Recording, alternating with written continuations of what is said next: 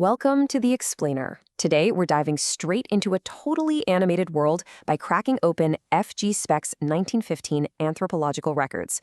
We're going to be specifically looking at his memoir on the myths and folklore of the Temiskaming Algonquin and Temakami Ojibwe tribes.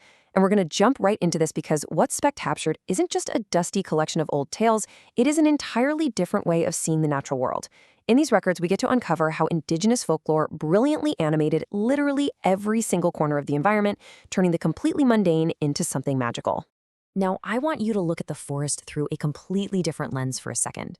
Imagine walking through the woods, where a knot in a tree, the color of a bird's feathers, or a sudden change in the wind isn't just some random act of biology or meteorology. What if every mark on a tree, or every weird behavior of an animal, is actually the punchline of an ancient story?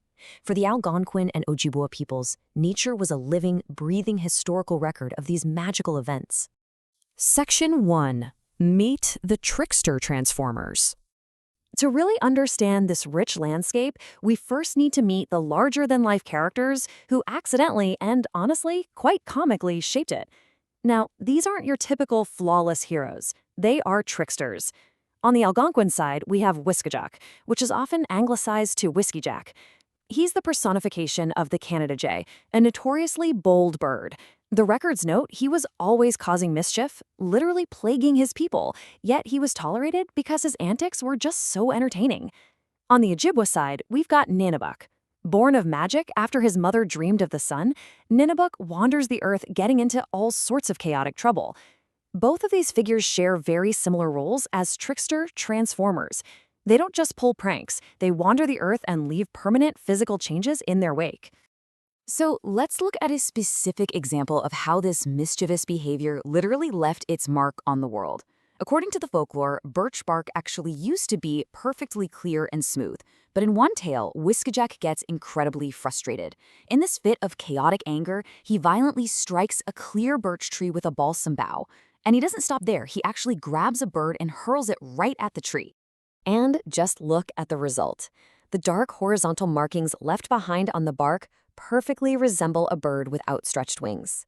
This isn't just a fun little story, it's an explanatory myth. It anchors this wild mythology directly into the observable reality of the forest. Every single time an Algonquin hunter walked past a birch tree, they saw the literal, physical imprint of Wiskajak's temper tantrum. Section 2. How the world was shaped. But it wasn't just the trees. We see that these tricksters also fundamentally altered the creatures roaming the woods. The animal kingdom as we know it today was supposedly molded by these bizarre, often accidental encounters. This brings us to a really fantastic Ojibwe story. Back in the day, the bear was not the creature we know now. It was a giant, terrifying monster that was eating so many Indians they genuinely feared they'd all be wiped out. Nibibuk, stepping into the role of a protector this time, confronts the giant beast. He tells the bear, "You are eating so many of the Indians. I'm going to make you small and harmless." So, Ninibuk works his magic and shrinks that monstrous man-eating bear down into a tiny, chattering squirrel. The creature was so completely devastated by this massive downgrade in its status that it cried intensely over its fate. It cried so much, in fact, that its eyebrows and eyelids turned permanently gray. And that is the mythological reason why, to this very day, squirrels in that specific region have gray eyelids. You can really see how perfectly these stories explain the physical quirks of the local wildlife. In another amazing tale explaining the origin of small snakes, a hunter needs to cross a lake and asks a giant snake for a ride. The snake agrees, but he's absolutely terrified of thunder. As they cross, a storm starts brewing. Just as they reach the shore, a massive stroke of lightning shatters the giant faring snake into thousands of tiny pieces. But here's the catch. Those pieces didn't die. They turned into all the small, harmless snakes we see scattered across the landscape today. Section 3. Stories in the Stars. Now, this animated worldview didn't stop at the treetops or the animals. The night sky was just as alive, and more importantly, it was just as functional. The Ojibwe word for the Milky Way is Bins Simikin, which literally translates to the bird's path. Rather than just being some beautiful, random collection of stars, the Milky Way was defined totally practically. It was seen as a literal cosmic map used by migrating birds to navigate their way south in the autumn and back north in the spring. The sky actually had a job to do. The constellations had these incredible backstories too. Take what we call the Great Dipper, or Ursa Major. To them, it represents a fisher, which is a type of northern weasel.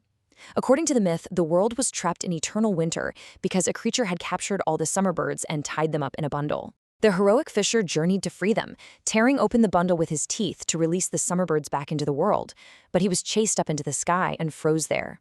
The four main stars are his body, and the handle of the Dipper is his bent tail, eternally circling the North Star, forever chasing it but never ever quite reaching it. Even the northern lights, the aurora borealis, had this deeply grounded explanation. They weren't seen as solar wind. They were believed to be the glowing reflection of massive waves grinding against the rocks in the northern seas of James Bay. The seething noise you can sometimes hear during an aurora was attributed to this grinding gravel. And it served a very practical purpose. It was a highly reliable weather omen. The Indians believed that within 2 days of seeing the northern lights, a heavy windstorm was guaranteed to arrive. Section 4. Daily omens and superstitions. These massive cosmic and mythical events weren't just distant campfire stories. They trickled right down into the everyday lives of the tribes, creating a really rich tapestry of natural omens that dictated their daily behavior. It's amazing how observant these communities were. If a hunter saw a white or albino animal, he had to stop hunting immediately and go home, or evil would strike his family. Need rain? You might kill a blue bottle fly or boil a squirrel instead of roasting it. If someone was hiccuping, they were instantly accused of stealing because it was said the fright of the sudden accusation would cure the hiccup. A baby warming its hands by the fire, that was a sure meteorological sign of a coming cold snap. Every tiny action in nature was communicating something important to them. Section 5. The Sacred Bear Feast. Now, while daily life was full of those quick omens, things got incredibly serious when their daily hunts culminated in taking a significant animal's life, especially the bear. The tone shifted completely. It went from everyday superstition to profound reverence and highly structured ceremony. The Sacred Bear Feast was this meticulous process designed to show the utmost respect to the animal, ensuring its spirit was honored by the whole community.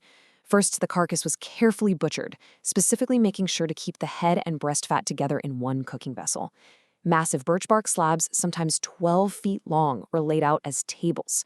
Before anyone ate, the chief would go around with a wooden spoon, giving each guest a generous cupful of bear grease. Midway through the feast, the chief would actually decorate the bear's head with brightly colored ribbons on split cedar sticks, impale the head on a stick, and dance around the guests, singing a specific sacred tune. It was a really beautiful, solemn community event. And the ritual didn't stop after the meal was over. To wrap things up, they'd paint black stripes on the bear's skull, tie the lower jawbone back into its proper position, and mount the skull on the stub end of a tree branch, facing out toward the river or lake. It served as a permanent, physical memorial of the feast and a lasting tribute to the bear's life, visible to absolutely anyone passing by on the water. So, what does this all mean for us today? Well, it leaves us with this absolutely beautiful realization. To the Algonquin and Ojibwe, the environment wasn't just raw material or background noise.